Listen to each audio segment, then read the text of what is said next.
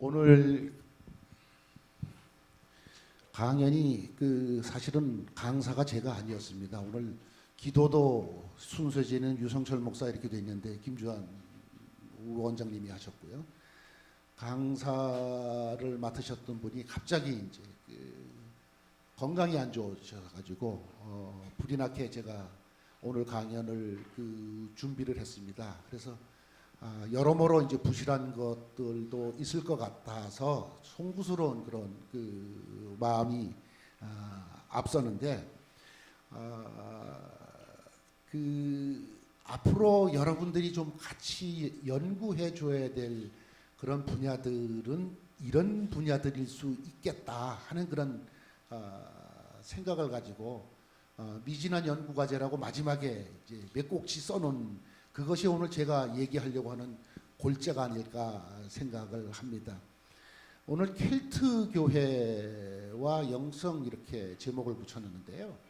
켈트 교회 그러면 많은 학생들이 아마 처음 듣는 사람들도 있을 거라고 생각을 합니다. 우리 김주환 교수님 교회사 열심히 가르치시고 계시는데 대부분의 우리 교회사 교재들이 서방교회 중심, 즉 로마교회 중심으로 기술되다 보니까 팔레스타인에서 시작된 이 복음운동이 저쪽 시리아 쪽으로 해서 동방까지 또는 중국까지 퍼져나왔던 그 운동 역사는 그냥 언급하고 지나가고요.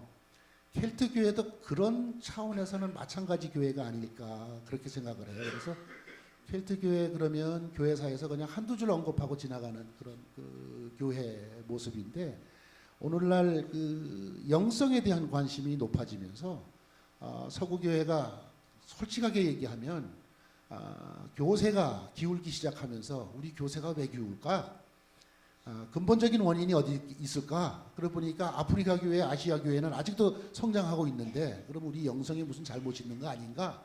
이런 차원에서 이제 서구 사람들이 그럼 우리의 가장 아름다운 영성은 영성 전통이 뭐였을까? 이런 차원에서 지난 한 20, 30년 동안 전부터 이제 켈트 영성에 대해서 연구가 서방에서는 많이 되어진 분야이기도 합니다. 근데 한국 교회는 아직도 이제 켈트 교회 그러면 아예 이름이 이제 생소한 그런 교회가 될지 모르겠습니다.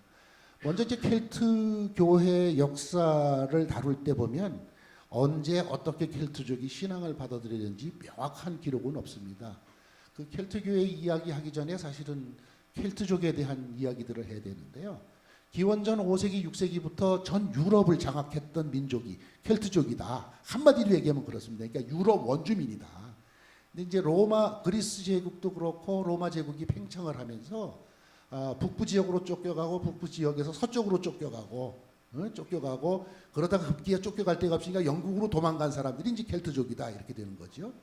그래서 켈트족이 호전적이고 전쟁을 잘하는 민족으로서 기원전 387년에는 로마를 약탈할 정도로 그 세력이 강성했는데 로마 제국이 이제 군사력이 정비가 되면서 유럽 정보를 나서면서 켈트족이 밀려나게 되는 거죠.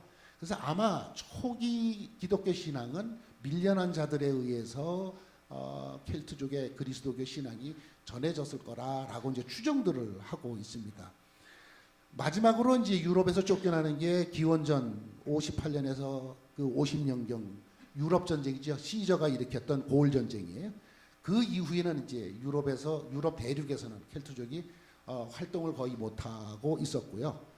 영국으로 건너갔던 켈트족마저도 기원전 43년 잉글랜드 쪽까지 침략한 로마 제국 영토 확장 차원에서 그 영토를 확장해 나가는 그런 과정 속에서 잉글랜드에서 머물고 있었던 켈트족들이 결국은 스코틀랜드, 웨일즈, 아일랜드로 이제 건너갈 수밖에 없었던 정치적인 변화 상황이 이제 일어납니다. 근데 어쨌든 켈트족 그러면은 그 유적지 비슷한 문화 유적들을 가지고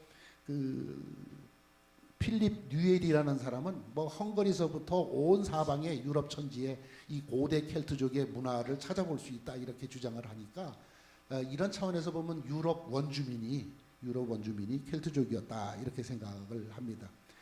누가 언제 그리스도교 전했는지 아무도 모릅니다. 그런데 영국 교회 기술할 때 보면 아리마대 요셉이 영국에 와서 직접 복음을 전했다 이런 그 전설이 있기는 해요. 근데 그거는 전설이고요. 그 성공회 교수들한테 물어봐도 그건 전설인데 하여튼 그렇게들 기술을 해요. 뭐 이렇게 얘기를 하죠. 근데 최초의 기록은 터툴리안과 오리겐 기록에 의하면 영국의 기독교인이 있었던 것처럼 언급을 하는 그런 신자들이 있었던 것처럼 언급하는 문서들이 있다고 합니다. 그리고 결정적인 것은 177년경 고을 지역, 그러니까 아마 이거는 이 고을은 아마 지금의 프랑스 지역일 겁니다. 고을 지역에서 일어났던 잔인한 종교 박해를 피해서 일부 신자들이 영국으로 건너왔을 가능성은 충분히 있다 이렇게 보는 거죠. 그리고 이제 최초로 기록된 신자의 이름은 성자 이름은 세인트가 붙여진 알반이라는 사람인데 이 사람은 베데의 기록 속에서 이름이 거론된 사람인데요. 결국은 이 알반이라는 사람은 박해를 피해서 로마 제국의 박해를 피해서 다니는 성직자들을 숨겨줬을 뿐만 아니라 그 성직자를 대신해서 자기가 이제 순교를 당할 정도로 그 독실한 신앙인이었는데 그 순교 연대가 304년으로 추정이 되는 걸 보면 초기에 뭐 200년경, 300년경에 어쨌든 영국의 기독교인들이 있었던 것만은 사실이다. 근데 교회의 모습을 가지고 있었는지 없었는지 그거는 이제 그 확실하게 밝혀진 것은 없습니다. 요즘 최근 그 밝혀지는 고대 자료들을 통해서 그 히랍 교부 중 한 사람이 이제 이레니우스가 이 켈트 그리스도교가 배출한 첫 번째 사상가였었다 이렇게 이제 주장하는 학자들이 많습니다. 그런데 이제 이 이레니우스 이야기하면 동방 그리스도교 분파 속에서 요한 전통을 이어받은 사람인데요. 그 켈트의 영성이 이 요한 전통의 영성과 흡사하다 하는 그런 점에서 이제 그 이레니우스를 이제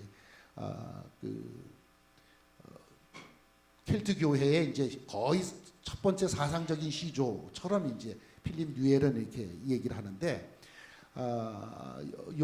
사도 요한의 직제자였다고 하는 폴리캅이라는 그 초대 교부지요. 그 교부의 직제자가 이레니우스였었다 이런 그 가지고 추정을 하면서 켈트 교회의 이제 연관성 얘기들을 합니다. 나중에 이제 요한 전통, 베드로 전통 얘기할 때 이 얘기가 언급이 될 텐데 왜 이 사람들이 이레니우스까지 올라가 가지고 켈트 신앙이 여기하고 연결돼 있나 이렇게 얘기를 하는 것은 이제 설명을 드리겠습니다만 그 다음으로 이제 유명한 사상가가 이제 스코틀랜드 출신 이제 펠라기우스라는 사람이 있습니다. 교회사에서는 아우구스티누스와의 교리 논쟁 때문에 이단으로 판정돼서 쫓겨나는 사람이고요. 그리고 쫓겨나서 팔레스타인에 가서 살다가 세상을 떠났기 때문에 영국에서 진행되었던 켈트 교회 형성에 그렇게 어느 정도 영향을 미쳤을까 궁금하기는 합니다. 그런데 이제 펠라기우스가 펠라기우스의 추종자들, 그 제자들에 의해서 상당한 영향을 미쳤을 거다라고 이제 그 얘기를 하기 때문에 교리사적으로는 이레니우스와 펠라기우스 이런 틀 속에서 우리 켈트 교회를 들여다 보면은 재미있는 그런 연구 주제들이 나올 수 있으리라고 생각합니다. 최근 이 펠라기우스에 관해서는 그 연세대에 있는 교수님 정윤 교수가 이제 책도 번역하면서 논문을 쓰면서 이 분야에 대한 새로운 그 주장들을 하고 있는데요. 그 부분은 마지막 결론 시간에도 제가 이제 언급을 하도록 하겠습니다. 실제적인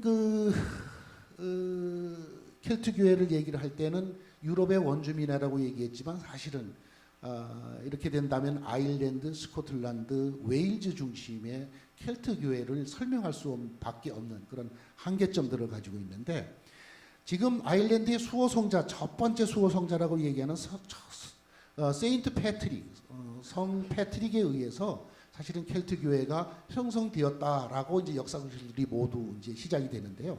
실제적인 거는 패트릭이 복음을 전하기 이전에도 신자들이 있었던 것 같다 하는 이야기들은 해요. 그런데 본격적인 지금 아일랜드 교회는 패트릭이 이제 형성을 했다 이렇게 얘기를 하는데, 패트릭의 이야기는 굉장히 이제 좀 전설 같은 그런 이야기들이 많이 섞여 있어가지고 좀 학문적으로 이게 지금 타당한 거냐 아니냐 이게 논란거리는 될 수 있는 그런 부분인데요.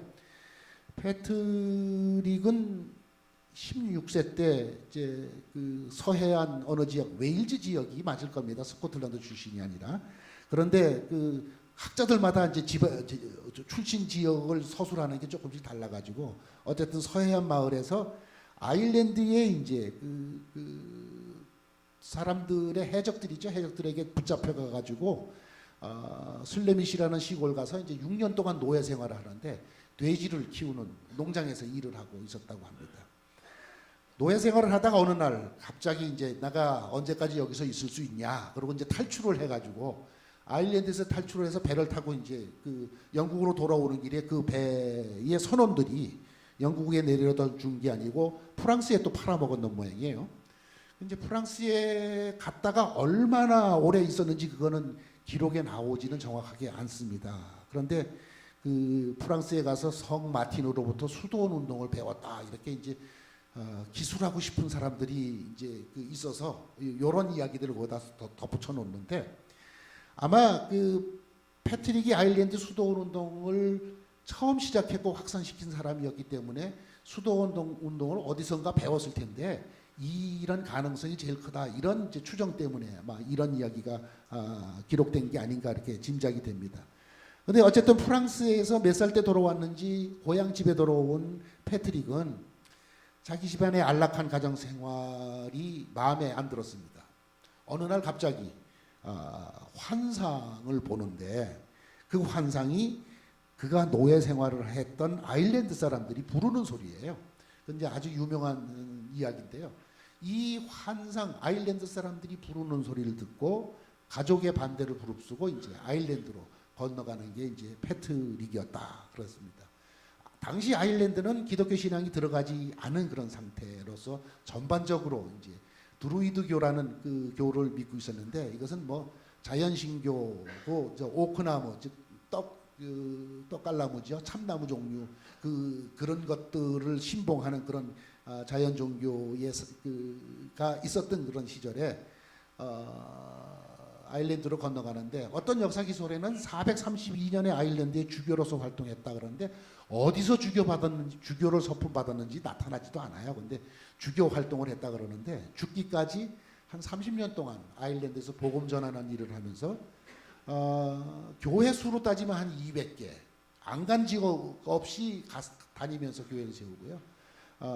사람 수로 따지면 한 10만 명의 아일랜드 사람들에게 세례를 줬다라고 이제 남아 있는 게 이제 패트릭에 관한 전기 기록들 속에서 이제 살펴볼 수 있는 겁니다. 패트릭의 아일랜드 복음화를 위한 신앙과 열정을 우리들은 이제 인용문 페이지 수가 빠졌네요. 인용문이 하나 나와 있는데, 나는 이것을 즉 위험에 개의치 않고 하나님의 선물과 그분이 제공하시는 영원한 위로를 알리는 것을, 다시 말해서 내가 하나님의 이름을 충실히 그리고 두려워하지 않고 어디든 전하는 것을 삼위일체를 믿는 나의 믿음의 척도라고 생각한다. 이는 내가 죽은 뒤에 내가 주님 안에서 세례를 준 나의 형제들 그리고 자매들 및 아들들 그리고 딸들을 비롯하여 수많은 사람들에게 유산을 남겨주려는 것이다. 요런 이제 말을 남겼는데요. 특히 이제 나중에 이제 눈여겨봐야 될 게 가로쳐놓고 자매들 그리고 딸들 이렇게 써놨잖아요. 이 켈트 전통 속에서는 남녀 구별이 없었던 전통이 켈트 전통입니다. 이 자리에 함께 자리한 우리 여학생들이 굉장히 좋아할 아이디어인데, 로마 교회는 남녀 구분해놓고 남자만이 모든 걸 누릴 수 있는 교회가 이제 로마 교회였는데, 켈트 교회는 남성과 여성이 똑같은 지위가 있었고 지도력을 발휘할 수 있었던 교회가 켈트 교회였었다 이렇게 얘기를 한다 그러면, 오늘날 우리가 어떤 전통을 들여다보면서 현대 영성을 다시 새롭게 해야 되나 하는 것을 이제 느낄 수 있는 장면이 아닌가 생각합니다. 복음을 전하는 것이 곧 삼위일체 하나님에 대한 신앙이라고 고백한 패트릭, 그건 이후 수도원 운동을 확산시킨 사람이 있었는데 그 사람이 이제 콜룸바라는 사람입니다. 콜룸바는 태어났을 당시에 이제 그 웨일즈를 제외한 영국이 5세기 중반부터 시작된 앵글로색슨족의 침입으로 사실은 그 로마 교회에 의해서 복음이 전해졌던 잉글랜드 지역에도 신앙이 소멸되었었다라고 일시적으로요 하는데, 이런 상황 속에서 아일랜드의 켈트 수도는 계속 지금 발전을 하고 있었고요. 그 속에서 이제 별명이 콜룸바, 이름 자체가 비둘기 또는 교회의 비둘기라는 그런 뜻을 가진 게 콜룸바인데, 이런 콜룸바가 521년 그 한 부족의 왕족으로 태어났다고 하는데요. 이 사람은 기독교 신앙을 받아들이고 한 다음에 드루이드교의 성지로 여겨지는 세 곳에다가 수도원을 건립할 정도로 하나님에 대한 사랑과 아일랜드의 사랑이 넘쳐났다고 얘기를 합니다. 그런데 560년경에 이제 그 로마에서 갖고 온 시편서 필사하는 문제가 부족 간에 이제 문제가 이제 생겨요. 그러니까 말도 안 하고 이제 그 시편서를 갖다가 몰래 갖다가 이제 필사를 하니까 이제 저작권 문제, 소유권 문제 이거 갖고 이제 전쟁이 일어나게 되는데, 믿는 사람들끼리 성경책 가지고 전쟁이 일어났다고 하는 게 짐작이 안 될지 모르지만, 그 당시 성서의 존재는 필사본 한 개라도 그렇게 이제 귀중했던 시절이 그 시절이 아니었던가 이제 생각이 되는 그런 부분입니다. 그 전쟁으로 인해 가지고 수천 명이 죽고 마는 컬드라임이라는 전쟁이 일어납니다. 그런데 그 전쟁 때문에 사실은 이 사람은 이제 아일랜드에서 추방되다시피 하는데, 아일랜드에서 추방돼 가지고 사실은 그 스코틀랜드의 서해안에 있는 조그만 섬 아이오나라는 섬으로 이제 가서 12명의 제자들과 함께 이제 이곳에서 수도원을 건설합니다. 그래서 이제 켈트 수도원 운동이 본격적으로 이제 확산되기 시작하는 게 이 아이오나입니다. 이 아이오나에서 웨일즈와 스코틀랜드 전역에 걸친 그런 선교는 물론 잉글랜드 북부 지역까지 그 수도원을 세우고 선교를 했던 것이 이 아이오나였었다고 얘기를 합니다. 그래서 그 콜룸바 자신은 유럽에 가서 수도원을 세우지는 않았지만 콜룸바의 제자들은 유럽 전역에 다니면서 한 40여 개의 수도원을 세웠다라고 이제 하는데, 그 각주 12번에 그 유명한 수도원 이름들 몇 개 이렇게 써놨는데, 우리 김재환 교수님이 번역한 책 속에서 이제 제가 보니까 아주 귀한 자료들을 거기다가 기록을 해놨더라고요. 이런 수도원들이 이제 켈트 전통을 갖고 있었던 수도원들이었다 이렇게 이제 보여지죠. 이런 수도원들은 사실은 유럽에서 베네딕트 수도원들이 정착되기 이전 수도원 운동이라고 보는 것이 역사적으로는 맞을 것 같다 하는 그런 생각이 듭니다. 이렇게 한 200년 동안 켈트 수도원은 유럽 전역에 선교사들을 지속적으로 이제 파송을 하고, 이들이 설립한 수도원은 로마 제국이 멸망 이후 암흑기에 접어들었던 유럽에 그리스도교 복음의 불꽃을 되살리는 역할을 했던 것이 바로 이제 이 수도원들이었다 이렇게 얘기를 할 수 있는 그런 부분입니다.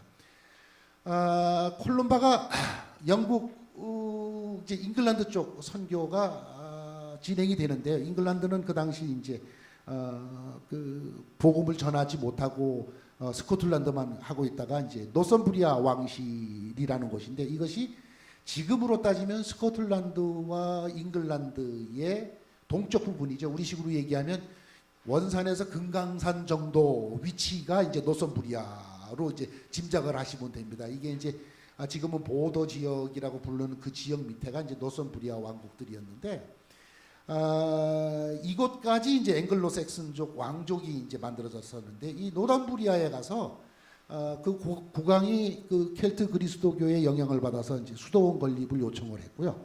그 수도원 건립을 요청을 하니까 콜룸바의 제자였던 아이단이 12명의 이제 수도사들과 함께 노선부리아 왕국으로 가서 수도원도 세우고, 그 다음에 노선부리아 왕국의 이제 중심부까지 복음을 전하는 일을 했다 이렇게 얘기를 하는데요.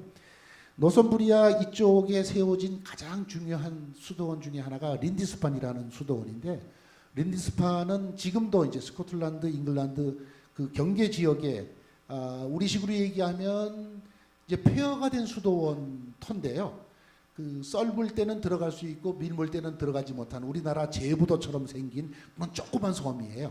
이 섬이 이제 잉글랜드 전역과 유럽에 복음을 전하는 전진 기지 역할을 하는 그런 수도원이 바로 이 수도원이었었다, 이렇게 생각을 하시면 됩니다. 제가 말씀드릴 때 콜룸바 제자 12명하고 아이단 제자 12명하고 이렇게 얘기했죠. 켈트 전통 속에 재미있는 것은 수도사가 어디로 파송돼서 나갈 때는 꼭 제자들을 12명을 데리고 나갑니다. 예수님이 12제자들을 데리고 다녔듯이 그것을 재현하는 삶을 살았던 게 이제 켈트 전통이었다라고 이제 볼 수 있는 그런 부분입니다.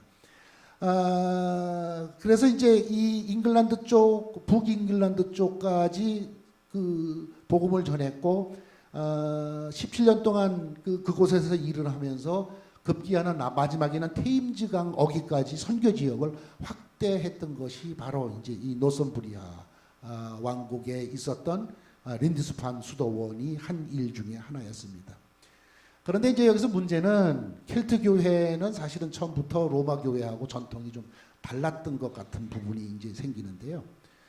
표면적인 거는 머리 모양 가지고 싸워요. 머리 모양 가지고 싸우는 것이 이제 켈트 전통 속에서는 로마 전통하고, 로마 전통은 이 옆머리 뒷머리를 다 그 밀어버리고 뚜껑만 남겨놓는 로마 수도사, 교회 수도사 모양을 가졌다 그러면, 켈트 전통은 우리 옛날 이 청나라 사람들 변발하던 식으로 옆에서부터 위에 거는 거의 대머리로 남고 뒷머리만 남겨놓은 게 이제 켈트 전통의 수도사들의 머리 모양이었다 그래요. 그러니까 이질적인 모습이 하나가 될 수 없는 그런 부분들이 생겼는데, 가장 근본적인 차이점이 나타난 것은 부활절을 지키는 절기가 달랐던 겁니다. 그러니까 로마 제국의 영향을 받지 않았던 켈트 전통이었기 때문에 로마 교회가 정한 부활절 날짜 말고 자기네들이 원래 지내던 부활절 날짜를 지키다 보니까 이게 이제 전통의 문제, 교리 문제로 이제 비화하고 확산된 그런 부분이었었죠. 그런데 문제는 이 노선부리아 왕국의 왕은 켈트 전통을 좋아했고 왕비는 이 로마 교회 전통을 좋아했다고 합니다. 그런데 세상의 부인 말 안 듣고 살아남을 남자가 어디 있겠어요? 결국은 이 갈등이 심해지니까 휘트비에서 664년 휘트비에서 이제 종교회의 비슷한 회의들을 열었는데, 그 회의 속에서 결국은 로마 전통을 따를 것을 결정을 하면서 이 린디스판에 있는 수도원도 켈트 수도원을 문을 닫게 만드는, 근데 최후까지 저항을 하다 나중에는 이제 문을 닫습니다만, 베네딕트 수도원 형태를 받아들일 것을 이제 로마 교회가 이제 강요하는 그런 시절로 갔죠. 그래도 스코틀랜드 교회들은 끝까지 저항을 하다가 16세기까지 저항을 했는데 16세기 초에 아이오나 이 수도원이 마지막 보루였었는데, 여기에 이제 베네딕트 수도원이 세워지면서 역사 속에서 켈트 교회 전통은 이제 이렇게 해서 이제 사라지고 있다, 이렇게 이제 기술들을 하고 있습니다. 결국은 따지면은 5세기부터 12세기까지 유럽의 저 서쪽 구석에서 일어났던 이 신앙운동, 수도원 운동이 유럽의 문화에 큰 영향을 미쳤던 것만은 사실인데, 그런 것들이 어떤 영성, 어떤 특성들을 갖고 있나, 이런 걸 이제 잠깐 봐야 되지 않을까 생각합니다. 그래서 켈트 교회와 수도원의 특성이라는 제목 가지고 달아놨는데요. 이 부분은 제가 길게 설명하고 싶은 마음은 없습니다. 그래서 뭐 누가 어디서 수도원을 세우고 누가 또 어땠고 12명의 사도들하고 뭐를 했고 이런 것들은 사실은 중요하겠지만, 오늘 제가 얘기하려고 하는 그런 주제와는 조금 떨어져 있을 그런 그 주제이기 때문에 이제 원고하고 관계없이 그냥 몇 마디 말씀드린다 그러면, 켈트 전통이 이 로마 전통하고 다른 이야기는, 로마 전통은 이교도들을 정복하면 그저 이교도 문화를 싹 쓸어버리고 로마 전통을 강요했던 반면, 켈트 전통은 그 지역 문화를 그대로 흡수해서 거기에 그리스도교를 접목시키는 방향의 선교를 한 그 전통이 바로 이제 켈트 전통이었다. 이게 독특한 영성이나 마찬가지였죠. 그래서 이제 그 드루이드교 아까 언급을 했는데요. 아일랜드의 드루이드교가 있었을 때 이제 그리스도가 귀화가 전파가 되면서 그리스도교와 드루이드 종교의 자연 신비주의적 전목에 의해서 수도사들은 일반적으로 수도사들을 우리 사자라고 부르지 않고 주민들은 자기네들이 전통으로 믿고 있었던 드루이드다. 그러니까 종교 지도자들이다. 이렇게 인식을 했고요. 그 아이오나의 수도원을 건설해서 스코틀랜드 선교를 성공시켰던 콜룸바는 그리스도를 뭐라고 불렀냐면 나의 드루이드라, 나의 드루이드다 이렇게 부를 정도로 그 전통 신앙과 그리스도교의 어떻게 생각하면 여기 이제 종교 혼합적인 그런 문제는 반드시 우리가 짚고 넘어가야 될 그런 문제이긴 합니다만 이런 식으로 이제 그 신앙적인 요소를 드루이드 전통의 요소를 그대로 그리스도가 받아들였다 이렇게 이제 보여지는 그런 부분입니다. 그래서 조이스라는 사람이 이제 켈트 기독교라는 책 속에서 드루이드가 전지전능한 존재였었다는 것을 설명하는데 드루이드가 어떤 사람이었냐라고 얘기를 한다면 각주 그 18번에 있는 그런 그 이종문입니다만 전통을 지키고 희생 제사를 드릴 때 시족을 인도하고 공동체의 결정을 지도하는 것은 드루이드였다. 켈트족의 이 불가사의한 인물들은 종종 그들의 제사장으로 생각됐다. 하지만 이들은 철학자, 신학자, 법률가, 재판관, 사신, 과학자, 상담자, 카운셀러 등을 결합시킨 것 그 이상이었다. 그들은 자연과 하늘의 징후를 읽고서 전쟁을 하거나 농작물을 심기에 가장 좋은 때를 조언해주는 마기, 즉 그들 민족의 점성가였다. 그들은 문화를 통합시켰는데 여러 부족의 드루이드들이 서로 만나서 서로 협의를 했기 때문이다. 남성 드루이드 뿐만 아니라 여성 드루이드도 있었다고 믿을 만한 충분한 이유가 있다.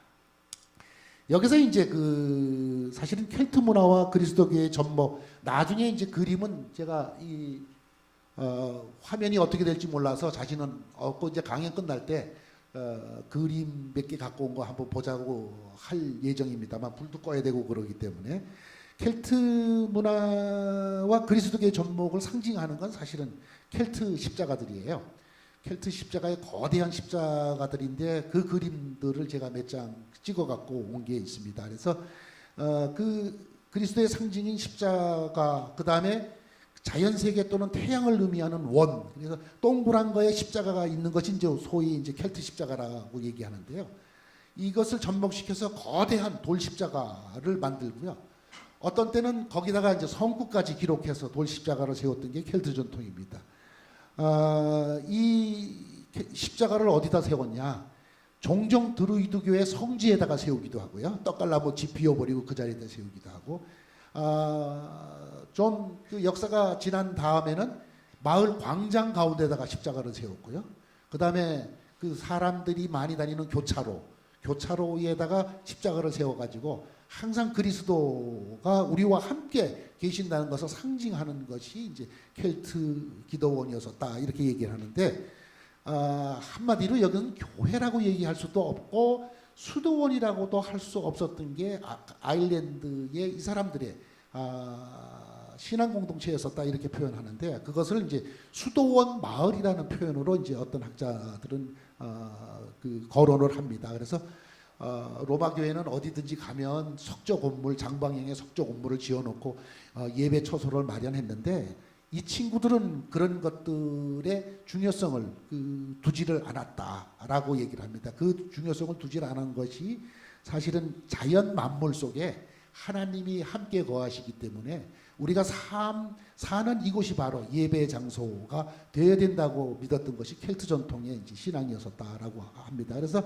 마을 공동체 보면 그 전체가 많은 사람들이 모일 수 있는 그냥 허름한 그 울타리로 막은 공간이 있었고요. 그 공간 옆에는 벌집 오두막들, 그러니까 기어 들어가서 살 수 있는 그런 오두막들로 형성된 마을을 형성해 놓고 살았는데, 그래서 우리들이 교회라고 얘기할 때 오늘 우리들의 생각으로 교회 생각을 하면 안 되고, 이것은 그래서 제가 그 용어가 이다음부터는 바뀝니다만 켈트 수도원 교회라는 명칭으로 이제 바꾸는데, 아마 수도원 공동체였었다 이렇게. 그러니까 그 베네딕트 수도원도 그렇고 다른 수도원들은 보면 담을 쳐놓고 수도원 안에서 생활하는데 이것은 마을 사람들과 함께 생활하는 그런 수도원의 형태였기 때문에 수도원 마을이라는 것이 더 어울렸을 것이 바로 이들의 공동체의 모습이 아닌가 그렇게 생각합니다. 그래서 이제 그 각주 21번 인용문 보면요, 수도사들에는 남자들과 여자들, 사제들과 평신도들, 심지어는 공동체의 일부로서 한 사람 내지 두 사람의 주교가 포함됐다. 수도원장이나 수녀원장은 그 공동체의 행정적인 지도자였는데 주교와 사제에게 성례전 및 복음 전도의 직무를 맡겼다. 사제는 공동체를 섬겼으며 또한 밖으로 나가서 아직 기독교를 받아들이지 않은 시족들에게 복음을 전했다. 그래서 수도원에 모여서 경건생활, 수도생활만 한 것이 아니라 복음을 전하러 다니는데 열심을 냈던 것이 이 켈트 수도원 전통의 한 특징 중에 하나였었다. 그래서 이제 조이스라는 사람은 켈트 교회를 장소의 교회였고 사람의 교회였다 이렇게 표현을 합니다. 패트릭의 이야기들 보면 참 뭐 영웅적인 이야기들도 많지만 노예 제도를 당시에 반대를 해서 로마 교회를 향해서 그 노예 제도를 철폐해 달라고 편지를 쓸 정도로 인간 평등을 실현하려고 했던 것이 바로 이제 패트릭이 아니었나 이렇게 생각을 하는데요.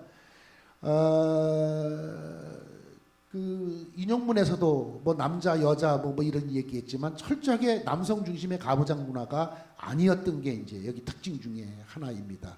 그래서 이제 교회 지도력에 있어서도 여성이 최고의 지도력에 올렸던 사람들이 있는데 패트릭의 바로 직계 제자라고 얘기할 수 있는 성 브리지드라는 여인이 있는데요.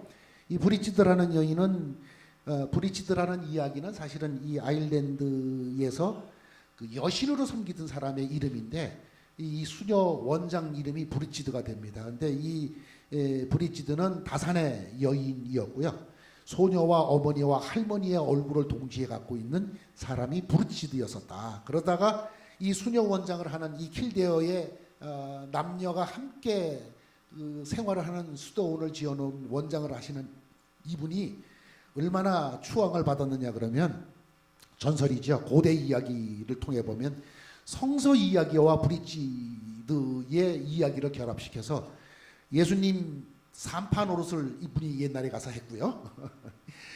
그 다음에 유모 역할도 했을 정도로, 그러니까 뭐 예수님 시대하고는 한참 뒤떨어져 있는데 이렇게 이제 자기네들의 신화와 브리지드 이 수녀 원장을 결합시켜 가지고 성녀로서 모셨던 게 이제 이 켈트 전통 속에 있는데 이것은 개인을 뭐 신격화했다 이런 차원보다는 사실은 이 부분에서는 남성과 여성의 차이 없는 그런 지도력을 가진 공동체가 켈트 교회에서다 이런 식의 우리들 접근하는 게 좋지 않을까. 그래서 켈트 교회가 사실은 초기 펠라기우스가 로마 교회에서 이단 판정 받기 전까지는 로마의 귀족들 특히 부인들한테 인기 있었던 신앙 형태가 바로 이제 켈트 그 신앙 형태가 아니었나 이렇게 짐작이 됩니다.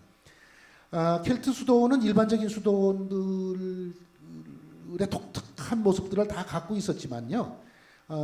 다른 그런 특징으로 얘기를 한다면 노동을 강조했던 것이 물론 뭐 베네딕트도 마찬가지입니다만 수도원을 만들면 허허벌판에 만들어 놓고 모든 것을 자급자족해야 했던 게 그 당시의 경제 시스템이었기 때문에 노동을 강조할 수밖에 없었던 것이 이제 그들의 수도원 전통이었고요. 노동을 강조하면서도 사실 학문과 교육도 강조하고 청빈의 삶까지도 강조했던 것이 이제 켈트 교회가 아니었나 이렇게 보여집니다. 29번 인용문 각주 29번 인용문 보면 수도원의 영향권은 부족의 경계와 일치하였다. 지리권은 수도원장의 손안위에 있었다. 목회자인 그들은 초기 아일랜드 기독교의 내면적인 삶의 대부분을 형성했는데 특별히 개별적 고백과 속죄 수준의 단계를 갖춘 고해 성사를 통해서 형성하였다. 동방 수도원에서 받아들였을 행위이다. 하지만 초기 아일랜드 수도원의 가장 큰 업적은 학문적이며 예술적인 영역을 제외한다면 선교의 영역에 있다. 또한 이것은 초기 아일랜드 교회의 수도원적 특징이 끼친 영향이다. 그리스도를 위한 자발적인 나그네가 됨. 뭐 이런 식의 이제 강조점이 있는데요. 여기 그 로마 교회하고 충돌도 아마 이 부분이 충돌이 됐을 것 같습니다. 로마 교회 체제 속에서는 주교가 교회가 수도 원장을 임명을 하고 마음대로 했는데 아일랜드 쪽 넘어오면 수도 원장이 대장이에요. 수도 원장이 교회 주교와 사제들의 임명권을 갖고 있었다. 뭐 이러니까 로마 교회가 영향력을 발휘할 수 없었던 게 켈트 교회였기 때문에 로마 쪽에서는 자기네들의 영향력을 위해서 어떻게든지 켈트 교회가 없어져야 될 교회 뭐 이렇게 됐을 게 아닌가 이렇게 보여집니다. 오늘날 존재하는 성경 이것도 이제 사진으로 제가 몇 개 찍어 왔는데요. 대부분 수도사들의 성경 연구만이 아니라 끊임없이 이루어진 성경 필사 덕분이라고 할 수 있습니다. 그런데 이 켈트 수도사들이 유독 이 성경 필사에 독특한 재주들을 갖고 있었다고 얘기를 해요. 보통 성경 필사 작업이 한 1년 걸리는데 아이오나의 그 콜룸바는 아예 속기사로 그 당시에 유명 이름이 났을 정도라고 얘기를 합니다. 7세기 8세기경에 성경 필사 작업이 절정에 달했다고 하면 콜룸바는 아이오나에서 6세기 중반부터 이 일을 시작했다라고 이제 보여지기 때문에 그 어느 수도원 공동체보다 켈트 수도사들이 성경 필사에 공헌한 점들이 많다. 그리고 폴 존슨의 책 보면 필사 작업으로 유명한 15개, 16개 수도원들 그 언급을 하고 있는데요. 이 수도원들 대부분이 켈트 전통에 있었던 수도원들로 짐작이 되는 그런 수도원들이었었다고 합니다. 성경 필사뿐만 아니라 그냥 필사만 해서 출판하는 게 아니라 벌써 이때 칼라로 다 채색을 해가지고 주님의 말씀을 전하는 책을 최고로 아름답게 예술적인 가치가 나타나게 만들어서 배포를 했는데 그 아이오나 수도원이 800년경에 출판했다고 하는 북 오브 켈스라고 있어요. 복음서 이 사본 그 채색된 거예요. 그거 이따 사진으로 이제 보여줄 텐데요. 여기에 뭐 사도 얼굴, 천사 얼굴, 그다음에 각종 예술적인 문양을 집어넣어서 그 시대에 어떻게 이렇게 아름답게 꾸밀 수가 있었나 할 정도로 보여지는 그런 그 책입니다. 어쨌든 그 아일랜드의 추상적인 형상 또는 비기독교적인 문양들, 색채들 이런 것들이 이제 들어간 건데요. 수도사들은 문화의 창조자들이기보다 전달자들이 가깝다 하는 그런 의견도 있었지만 켈트 수도사들의 이 그 복음서를 그 채색한 이야기든지 아니면 돌십자가 이야기하는 이야기들 보면 이것은 위대한 창작에 가깝다, 전달이 아니다 이렇게 이제 볼 수 있는 그런 부분입니다. 그래서 기독교 작품들에 대한 석조 기술이 유독 뛰어났던 게 이제 켈트 교회의 모습이 아니었을까 이렇게 생각을 하는 사람들도 있습니다. 아까 설명드린 교차로나 광장에 세워진 돌십자가가 이게 굉장히 그 켈트 문화와 예술의 만남의 상징으로서 설명되기도 하는데 이거 단순히 이런 차원의 이야기뿐만 아니라 문화 선교적인 특성을 선교신학적인 차원에서는 굉장히 눈여겨봐야 되는 점이 바로 이런 점이라고 얘기를 할 수 있습니다. 시간이 많이 갔는데요. 마지막으로 이제 켈트 수도원 교회의 영성 얘기가 이제 그 말씀을 드리겠는데 켈트 수도원이 강조하는 영성이 적색 순교, 녹색 순교, 백색 순교 이렇게 순교의 영성을 강조합니다. 적색 순교는 그야말로 피 흘리는 순교니까 언급할 필요 없는 그런 얘기들이죠. 그러니까 이게 이교도와 충돌 속에서 일어나는 그런 순교니까요. 녹색 순교는 금욕주의와 고행으로 표현된 순교를 녹색 순교라고 얘기합니다. 이거는 얼마만큼 우리들의 삶을 주님 앞에서 엄격하게 관리를 하냐. 이게 신앙훈련이죠. 경건훈련을 이렇게 하는 얘기인데요. 뭐 해라 하는 조항도 있지만 뭐 죄를 지었을 때는 어떻게 해야 되냐 벌칙 조항도 엄청나게 강했던 게 이제 켈트의 이제 수도원 규칙이었었다라고 얘기를 합니다.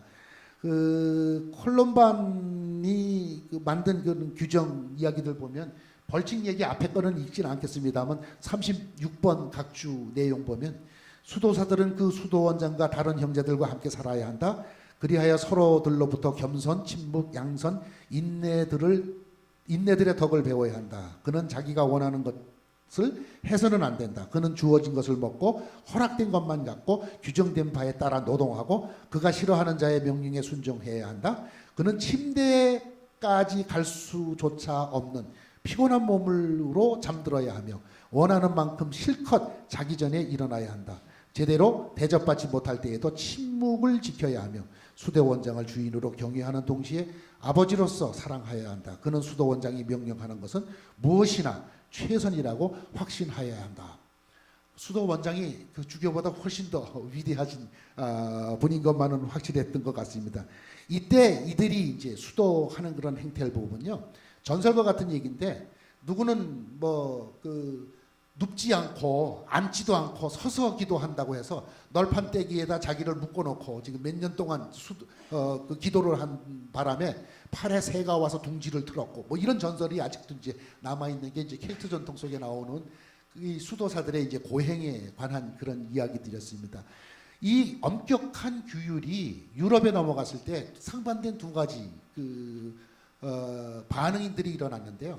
너무나 엄격한 것 때문에 갈등이 일어나는 곳도 있었지만, 사실은 많은 곳에서 윤리적으로 도덕적으로 타락했던 그런 유럽 사회에 신선한 자극을 주면서 귀족들은 물론 귀족들이 자기 자녀들을 이 수도원에 보내서 훈련시킬 정도로 적극적으로 유럽 지역에 받아들여졌던 것이 바로 이제 이 수도원의 영성, 특히 백색 순교의 모습이었다라고 이제 보여집니다. 이 백색 순교는 세상을 부인하는 것으로서 이제 자발적인 유랑하는 삶으로 이제 표현이 됩니다. 그래서 단순히 금욕 고행뿐만 아니라 순례, 방랑 이런 것들이 백색 순교의 상징 중에 하나였었다고 합니다. 이런 순교를 실천하기 위해서 이제 콜룸바누스 또는 콜룸반이라고 이제 불리는 수도사가 또 12명의 제자들을 거느리고 590년에 이제 벵고를 떠나서 유럽 대륙으로 건너가서요, 룩세이유의 수도원을 세웠을 뿐만 아니라 그 제자들에 의해서 유럽 전역, 즉 밀라노 근처 보비오의 수도원 세우고요, 성갈에 의해서 스위스에까지 가서 수도원을 세우는 등 유럽 전역에 그 수도원 운동을 확산시키고 자기네들의 이제 이 금욕주의적인 신앙 훈련들을 시키려고 노력했던 것이 바로 이 켈트 수도사들의 그 움직임이었다라고 봅니다. 백색 순교를 대표하는 사람 또 한 사람은 브렌단이라는 그런 사람인데요. 브렌단의 항해 이야기는 뭐 각국어로다가 번역됐을 정도로 당시에 인기 있는 이야기였는데, 여기도 이제 전설이 남아 있는데요. 브렌단은 무조건 그 성령의 은사에 의해서 이것저것 떠돌아다니면서 목적 없이 떠돌아다니면서 복음을 전했던 사람으로 얘기하는데, 전설에 의하면 이 사람이 벌써 북미 대륙에까지 건너갔다 왔다 하는 전설이 남아 있을 정도의 사람이 이제 브렌단입니다.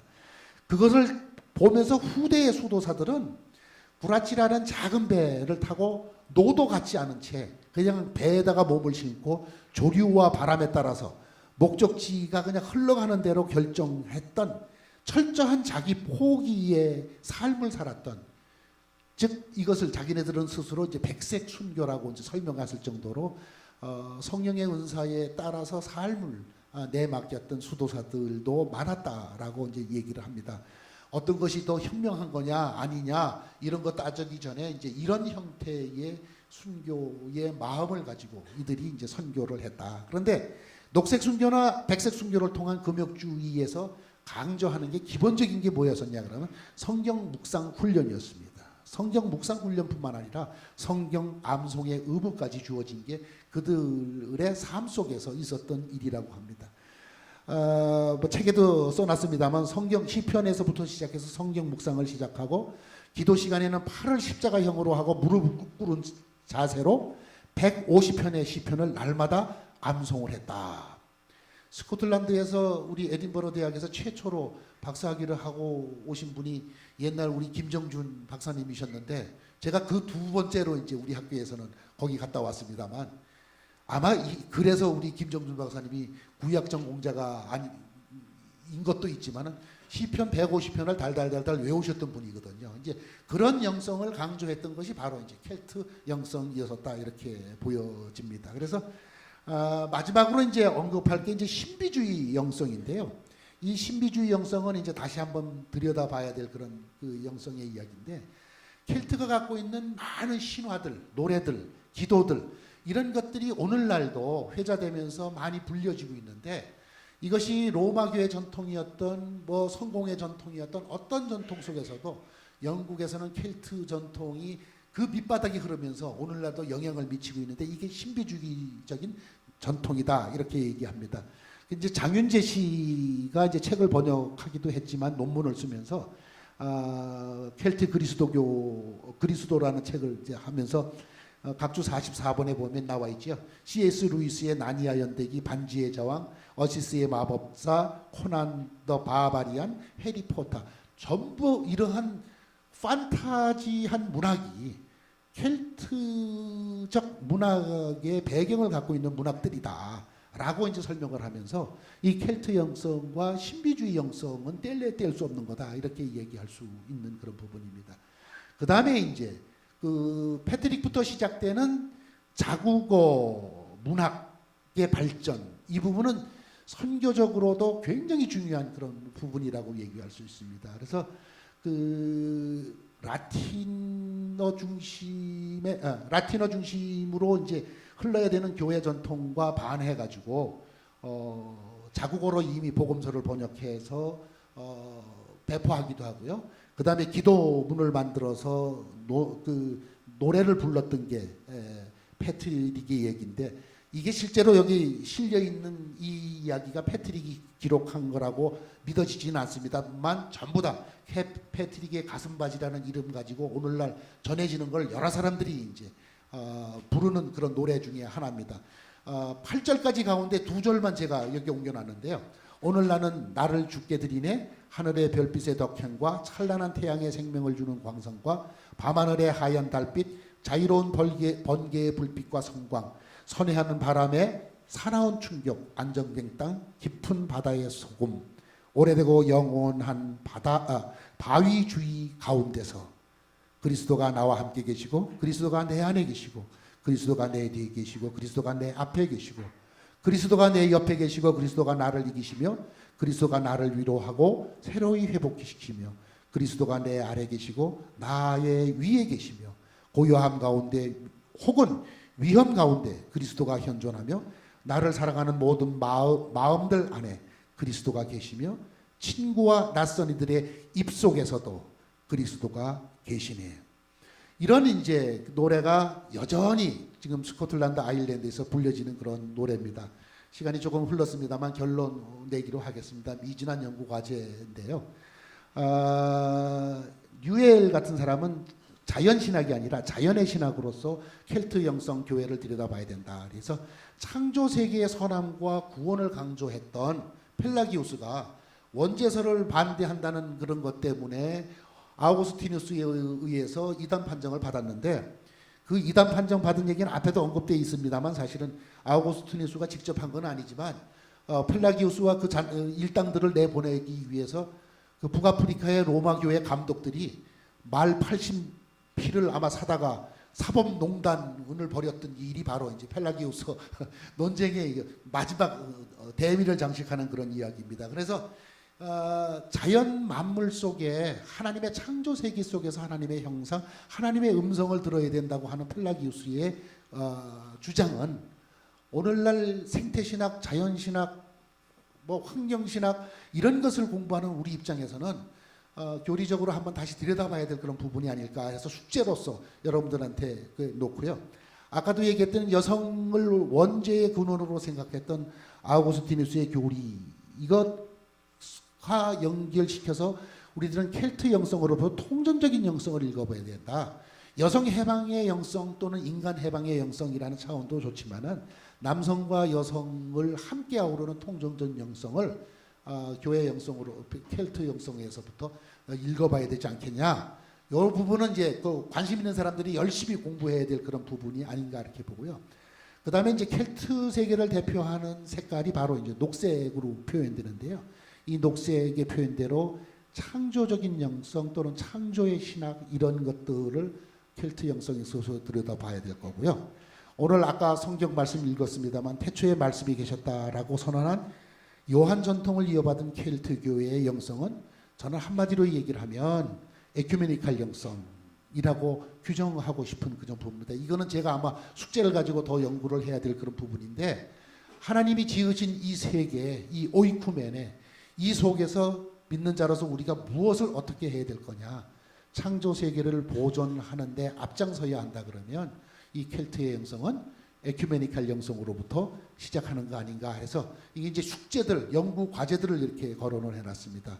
마지막으로 그 태초에 말씀이 계셨다. 그 말씀은 하나님과 함께 계셨다. 그 말씀은 하나님이다. 라는 그런 거로 강연을 마치고요.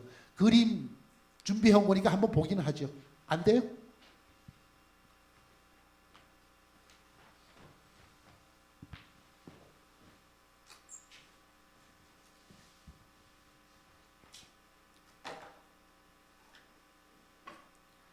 이게 북 오브 켈스 표지입니다. 아마 그 마리아하고 천사들하고 이렇게 있는, 벌써 이게 800년경에 이렇게 채색을 해서 복음서 4본을 출판을 한 게 이제 켈트 수도원입니다.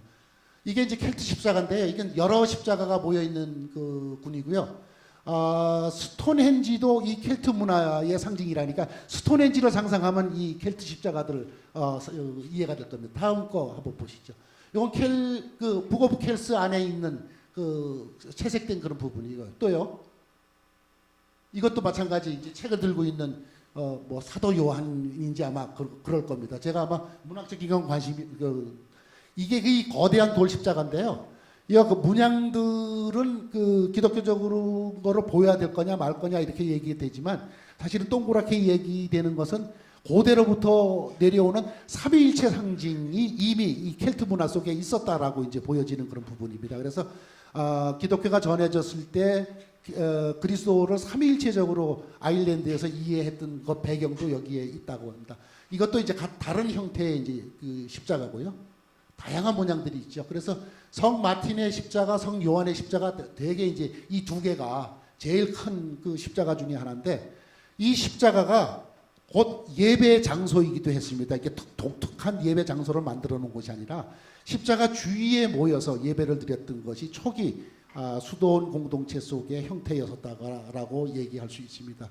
오늘 준비해 온 내용은 그 강연 내용도 그렇고 그림 이 정도로 제가 시간이 좀 지났습니다. 죄송스럽게 생각하고 강연을 마치도록 하겠습니다.